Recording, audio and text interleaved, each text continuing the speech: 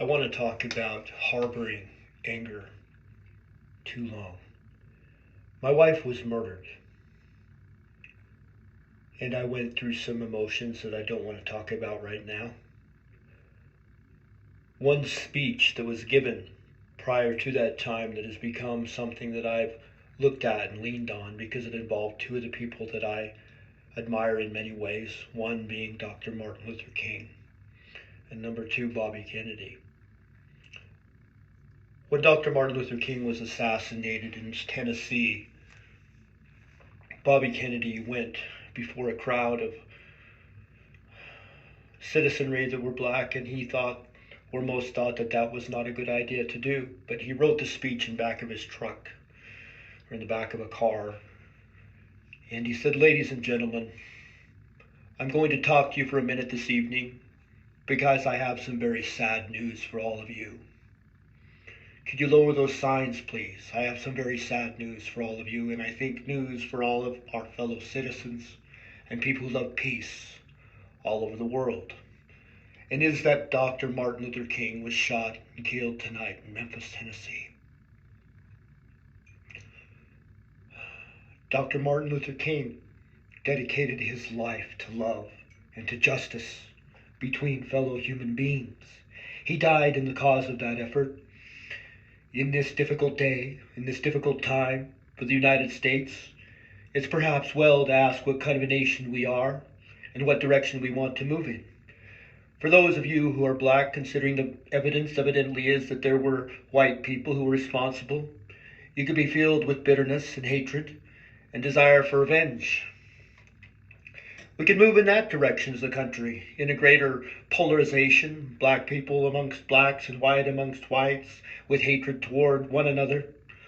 Or we can make an effort, as Martin Luther King did, to understand, to comprehend, and to replace that violence, that stain of bloodshed that spread across our land in an effort to understand compassion and love. For those of you who are black and tempted to fill with hatred and contempt and mistrust and injustice of such an act against all white people, I would only say that I can feel in my own heart the same kind of feeling. I had a family member killed, but he was killed by a white man. But we have to make an effort in the United States. We have to make an effort to understand and to get beyond and go beyond these rather difficult times. My favorite poet was Aeschylus, and he once wrote, "Even in our sleep, pain which cannot forget falls drop by drop upon the heart until, in our own despair, against our will, comes wisdom through the awful grace of God." What we need in the United States is not division.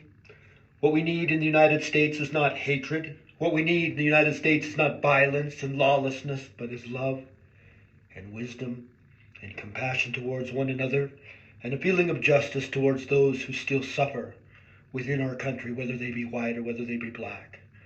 So I ask you tonight to return home to say a prayer for the family of Martin Luther King. It's true, but more importantly, to say a prayer for our own country, which all of us love a prayer for understanding and the compassion of which we spoke. We can do well in this country.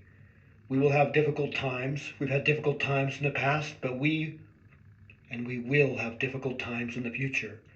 It is not the end of violence. It is not the end of lawlessness, and it is not the end of disorder. But the vast majority of white people and the vast majority of black people in this country want to live together, want to improve the quality of our life, and want justice for all human beings that abide in our land. And let's dedicate ourselves to that, what the Greeks once wrote so many years ago, to tame the savageness of man and to make gentle the life of this world. Let us dedicate ourselves to that and say a prayer for our country and for our people.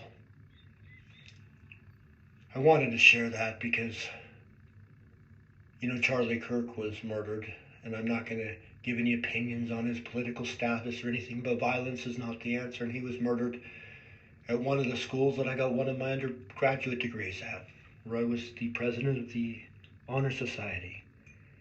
These words from Bobby Kennedy really resonated with me.